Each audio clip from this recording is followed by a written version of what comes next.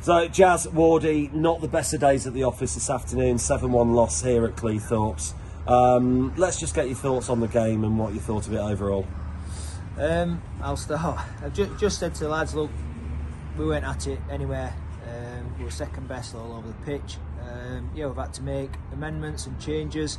We've lost 3 before we even travelled here, 1 in the warm-up.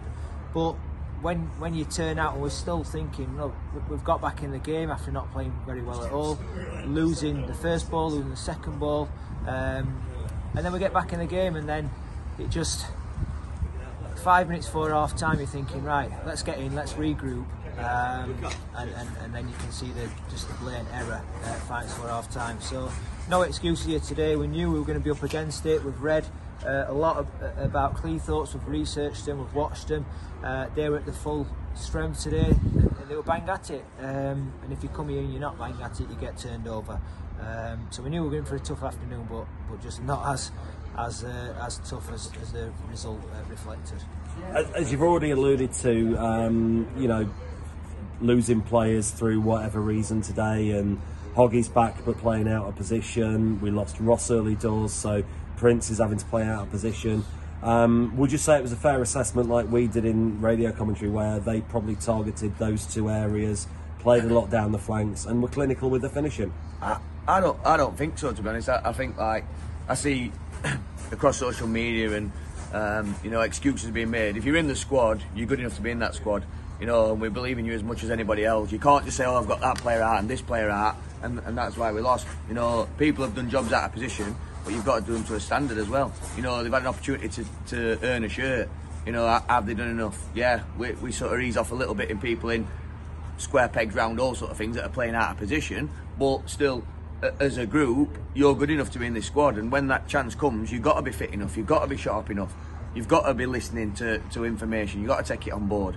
You know, you've got to be accountable for your performance. You know, we have to be accountable for our decisions, yeah, and they have to be accountable for their performances as well. So you can't say, oh, they targeted this. They didn't know what we were going to do because people have gone down in the warm-up. So I just think they're a very well-drilled side. You know, a group of them have been together a while with promotions through from the northern counties all the way through to this level. They have a game plan, they stick to it, and they work the nuts off more than anything else. So, you know, if you do that, you'll get results like they have today. I think it typified them sort of towards the end, where we've said, look, if their fullbacks join in, our wingers need to come with them. And it didn't happen. It didn't happen through the game. Right at the end they're winning 7-1.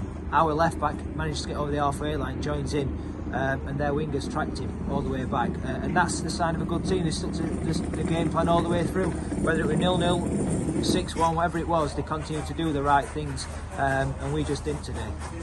Okay, and finally, just want to focus on a couple of the young lads that were on the bench today, Tom and Giorgio Nicolau, that came on and impressed while they were on the pitch.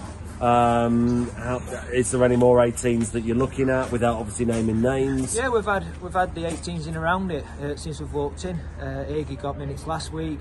He's got a knock, so he's not involved today. We've had Mo training with us, JJ training with us, so we're always looking. I went up and watched the 18s last week at home, so we want to, but like Wardy says, if they're in the squad, they need to be ready to be called upon, whether that's an 18, 17-year-old or a 37-year-old. We'd expect better than we saw today from everybody. So it's a tough week ahead. We've got to regroup. We said we've got to draw a line under it. If we start feeling sorry for ourselves, we'll travel to Liverpool next Friday and be really up against it. So can't feel sorry for ourselves. We had a target of points for the month. That's still on. So let's sort of roll sleeves up and see where the next week takes us. Okay, thanks as always, gents, and we'll see you at Liverpool on Friday.